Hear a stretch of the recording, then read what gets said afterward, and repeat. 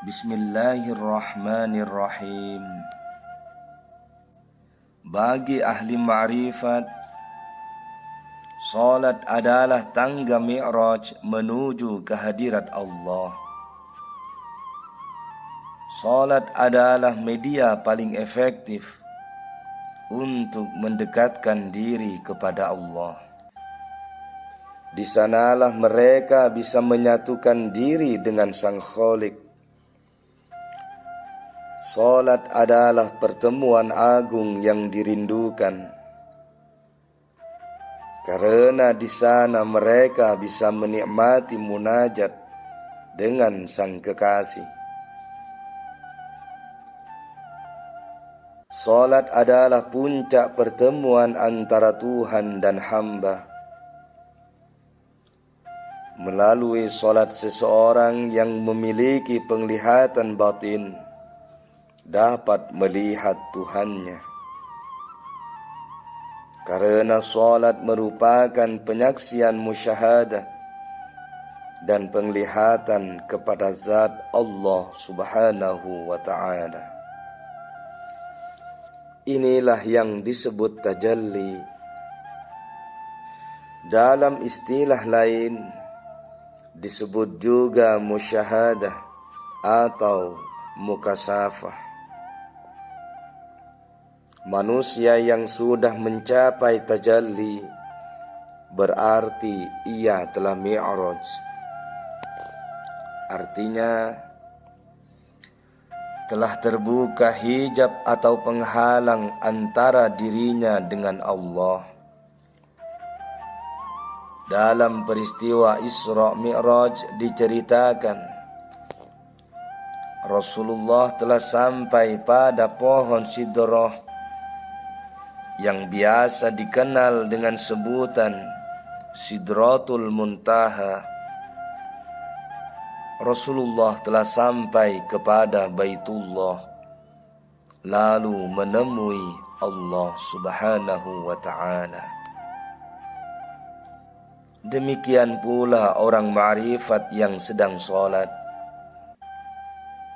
batinnya telah mi'raj menghadap Allah, karena sudah tidak ada lagi penutup antara ia dengan Allah. Hanya orang-orang ma'rifatlah yang mengalami mi'raj ketika salat. Mereka tidak menyembah kekosongan, melainkan melihat zat Allah, dan Allah pun melihat mereka. Ketika hijab telah terbuka, maka ia merasa tenang, nikmat, dan bahagia. Betapa tidak, dalam kondisi apapun ia merasakan kehadiran Allah. Inilah keindahan yang tak bertepi. Pantaslah bila Rasulullah mengungkapkan kagagumannya terhadap orang-orang mukmin yang ma'rifat. Sebab semua yang mereka alami dan mereka lakukan selalu berbuah kebaikan. Jika diberi kenikmatan, ia bersyukur, dan ketika diberi ujian, ia bersabar. Sunan Bonang pernah bertutur dalam suluk wujil berikut ini. Manakah yang disebut salat yang sesungguhnya? Janganlah menyembah bila tidak tahu siapa yang disembah. Akibatnya akan direndahkan martabat hidupmu. Apabila engkau tidak mengetahui siapa yang disembah di dunia ini, engkau seperti menyumpit burung. Pelurunya disebar, tetapi tak ada satupun yang mengenai burungnya. Akhirnya cuma menyembah Adam Sarpin, penyembahan yang tiada berguna. Dalam tingkatan ibadah, ada golongan orang alim dan ada golongan orang arif atau ma'rifat. Perbedaannya, kalau orang alim mengenal Tuhan hanya sebatas percaya saja, syahadatnya pun sekedar terucap di bibir. Sedangkan orang arif mengenal Tuhannya melalui musyahadah atau penyaksian. Syahadatnya tidak hanya terucap, tapi telah dia buktikan. Jika seseorang masih di tahap alim, seyogyanya meningkatkan dirinya menjadi arif. Orang yang telah ma'rifat mampu melakukan sholat secara terus-menerus dalam keadaan berdiri, duduk, bahkan tidur nyenyak. Dengan kata lain, segala perbuatannya adalah sholat. Inilah yang disebut sholat daim. Sebagaimana firman Allah Subhanahu wa ta'ala, A'udzu billahi minasy syaithanir rajim. Alladzina hum 'ala salatihim daimun, yaitu mereka yang terus-menerus melakukan salat. Di dalam salat itu mengandung seluruh tahapan perjalanan menuju Tuhan, mulai pertama hingga akhir. Di dalamnya ada maqamat atau stasiun-stasiun spiritual yang harus dilalui. Bagi orang ma'rifat, wudu bermakna tobat, menghadap kiblat bermakna keberuntungan, berdiri dalam salat bermakna diamnya diri, membaca ayat-ayat Al-Quran bermakna zikir, ruku bermakna kerendahan hati, sujud bermakna pengetahuan diri, membaca syahadat bermakna kemesraan dengan Tuhan, dan salam bermakna memisahkan diri dari dunia. Bagi orang ma'rifat, setiap ucapan dalam salat mengarah pada penyaksian kepada Allah, yaitu mengimani, berserah diri, bertobat, bersabar, ridho, takut, berharap, bersyukur, mencintai, bertawakal kepada Allah. Semua ini merupakan tingkatan-tingkatan keyakinan. Abu Thalib Al-Makki. Artinya, orang ma'rifat selalu mendasari setiap bacaan salat dengan 10 unsur di atas. Misalnya ketika mengucapkan kalimat Allahu Akbar di dalam takbir, maka keyakinannya terhadap kebesaran Allah begitu meresap dalam hatinya. Ketika membaca doa iftitah, ada penyerahan diri secara total kepada Allah. Ketika membaca Al-Fatihah dan doa sujud, ke-10 unsur di atas melebur menjadi satu. Abu Sa'id Al-Kharras berkata, Jika Anda mengangkat tangan untuk bertakbir, hendaklah yang ada dalam hati Anda hanyalah kebesaran dan kesombongan Allah. Dan ketika Anda sedang bertakbir, hendaknya tidak ada sesuatu di hadapan Anda yang lebih besar dari Allah, sehingga Anda melupakan dunia dan akhirat karena hanyut dalam kebesaran Allah.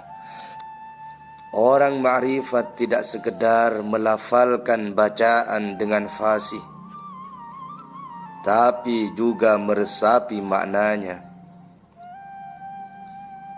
Makna bacaan itulah yang mengantarkan batinnya untuk bermi'raj menuju Allah. Itulah sebabnya maka memahami makna setiap bacaan salat oleh kalangan ulama dinilai sangat penting di samping tepat bacaannya. Salat adalah simbol atau gambaran seluruh kehidupan seseorang. Melalui salat, kita mendapat cahaya petunjuk yang akan membimbing kehidupan kita. Salat adalah percakapan paling dalam dan mesra antara pencipta dan yang dicipta. Jalaluddin Rumi. Bagi orang ma'rifat, salat adalah sarana perbaikan diri. Dengan salat, ia bisa membersihkan batinnya dari kotoran nafsu duniawi dan menuntun raganya menuju kebaikan. Salat adalah sarana paling tepat untuk mengadukan seluruh persoalan hidup. Imam Ghazali berkata, salat memancarkan cahaya di dalam hati. Cahaya itu akan menjadi kunci pembuka bagi ilmu mukasyafah. Bagi yang bisa melaluinya atau membukanya, maka terbukalah pintu-pintu langit. Abu Sa'id Al-Kharraz pernah ditanya, bagaimana cara terbaik memasuki salat? Ia menjawab, hendaknya engkau menghadap kiblat sebagaimana engkau menghadap Allah di saat hari kiamat. Engkau berada di hadapan Allah, di mana antaramu dengan Allah tidak ada penerjemah, sementara Allah melihatmu. Sedangkan kamu bermunajat atau berkomunikasi dengan Allah. Engkau harus tahu di depan siapa dirimu sedang berdiri saat itu. Sesungguhnya Dia adalah Maha Diraja lagi Maha Agung. Salat merupakan wujud penghambaan diri kepada Allah.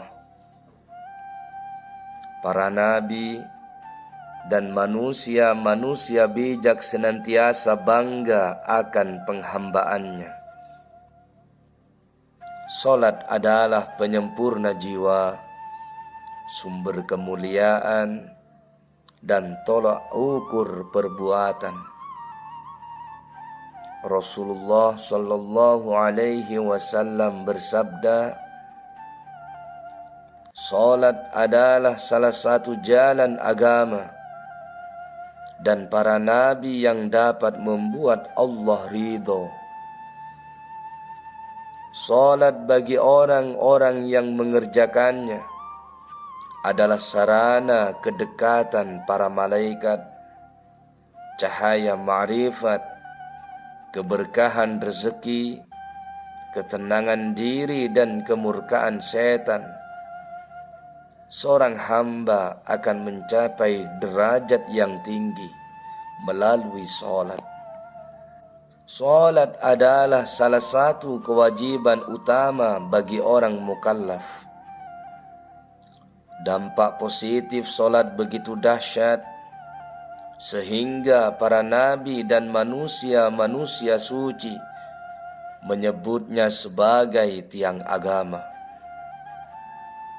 Kedudukan sholat dalam Islam sungguh luar biasa. Barang siapa yang meninggalkan sholat, maka akan lemah pondasi spiritualnya. Syekh Abdul Qadir Al-Jailani bertutur, orang yang sholat berarti sedang bermunajat kepada Tuhannya. Tempat munajat itu adalah kolbu atau hati. Jika hatinya lupa, maka rusaklah sholatnya. Hati adalah imam, sedangkan yang lain hanyalah pengikutnya. Sebagaimana hadis Nabi SAW, ingatlah, sesungguhnya dalam jasad itu ada segumpal daging. Apabila ia bagus, maka bagus pula seluruh jasadnya. Jika ia rusak, maka rusaklah seluruh jasadnya. Ingatlah, daging itu adalah kolbu. Hadis riwayat Bukhari. Menurut beliau, sholat terbagi menjadi dua macam, yakni sholat syariat dan sholat thariqah. Sholat syariat itu ada waktunya, 5 kali sehari semalam. Disunnahkan berjemaah di masjid, harus menghadap Ka'bah, mengikuti imam, dan tidak boleh riya. Sedangkan sholat thariqah adalah zikrullah sepanjang hidup. Masjidnya adalah kolbu, jemaahnya adalah perkumpulan kekuatan batin yang terus menerus mengingat Allah dan mengesahkan Allah dengan bahasa batin. Imamnya adalah rasa rindu dalam spirit kolbu atau fuad. Kiblatnya adalah al-hadrah, al-ahadiyah atau manunggaling kaula Gusti. Kolbu dan ruh sibuk dengan sholat thariqah ini sepanjang zaman, karena kolbu tidak pernah mati dan tidak tidur. Sholat thariqah berada dalam keadaan tidur dan terjaga. Ia ada dalam kehidupan kolbu, tanpa suara, tanpa berdiri dan tanpa duduk. Itulah yang disebut dalam ayat Iyyaka na'budu wa iyyaka nasta'in. Hanya kepadamu lah kami menyembah, dan hanya kepadamu kami memohon pertolongan. Dalam tafsir Al-Baydawi, beliau mengatakan, dalam ayat tersebut ada isyarat bagi orang yang ma'rifat kepada Allah agar menghadirkan jiwanya di hadapan Allah. Maka ia wajib menjalankan tugas ini sebagaimana sabda Rasulullah sallallahu alaihi wasallam, para nabi dan para wali senantiasa sholat dalam kuburnya, sebagaimana mereka sholat di rumah-rumah mereka. Maksudnya, mereka terus sibuk bersama Allah dan munajat dalam kolbunya. Bila sholat syariat dan sholat thariqah telah berpadu, lahir dan batin, maka sempurnalah sholatnya dan meraih pahala yang agung.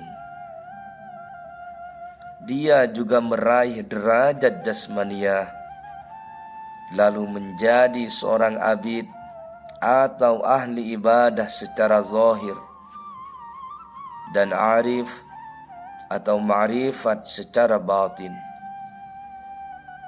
Jika ia tidak berhasil sholat thariqah dengan hati yang hidup, maka sholatnya belum sempurna dan pahalanya tidak sampai pada derajat taqarrub kepada Allah Subhanahu wa ta'ala.